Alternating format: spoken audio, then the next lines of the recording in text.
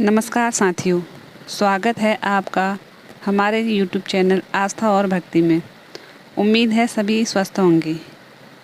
हरियाली तीज हिंदू धर्म का एक प्रमुख और सुंदर व्रत है, जो विशेष रूप से विवाहित महिलाओं द्वारा पति की दीर्घायु और सुखमय दाम्पत्य जीवन की कामना के लिए किया जाता है।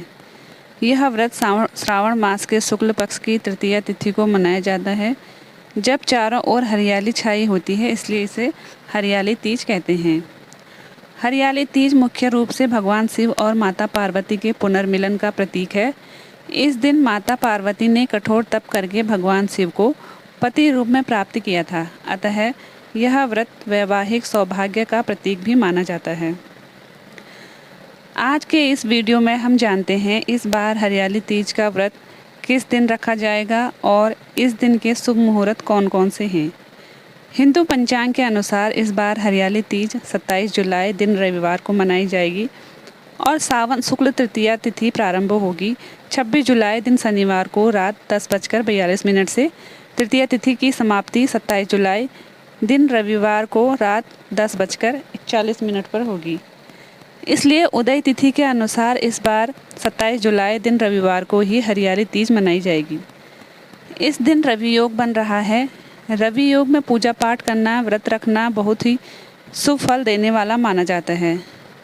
तो चलिए अब हम हरियाली तीज के दिन कौन कौन से शुभ मुहूर्त पड़ रहे हैं यह जानते हैं। तो इस दिन ब्रह्म मुहूर्त सुबह 4:16 से लेकर 4:58 तक रहेगा। सूर्योदय का समय होगा सुबह 5:40 पर और सूर्यास्त का समय रहेगा शाम 7:15 पर। इस दिन प्रातःकाल में भगवान शिव और माता पार्वती जी की पूजा करने का शुभ समय रहेगा सुबह 4:37 से लेकर 5:40 तक।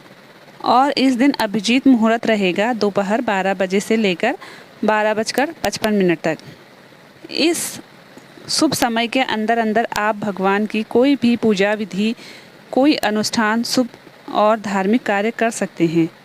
शास्त्रों में इस दिन को स्वर्ण गौरी व्रत के नाम से भी जाना जाता है।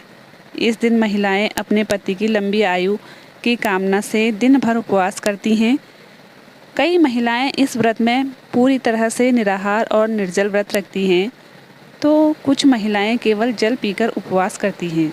कुछ महिलाएं जिनकी शारीरिक क्षमता के अनुसार पूरे दिन निर्जल निराहार उपवास रखना संभव ना हो, वे जल, दूध और फलाहार का सेवन करके भी उपवास करती हैं। यह व्रत बहुत ही कठिन होता है, लेकिन श्रद्धापूर्वक विधिवत इस व्रत का पालन करने से माँ गौरी और भगवान शिव अत्यंत प्रसन्न होते हैं और अपने भक्तों की सभी मनोकामनाएं पूर्ण करते हैं।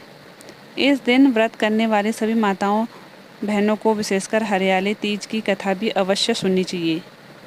पूजा करने के साथ ही अंत में पति के और घर के अपने बड़े बुजुर्गों के पैर छूकर उनका आशीर्वाद भी लेना चाहिए।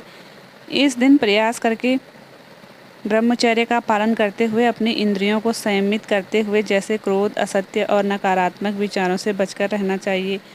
पूरे दिन आप भगवान शिव और माता पार्वती के मंत्र का जाप कर सकते हैं, नाम जप कर सकते हैं, कथाओं का श्रवण कर सकते हैं और तीज की रात्रि में सामान्य रूप से जागरण भी कर सकते हैं।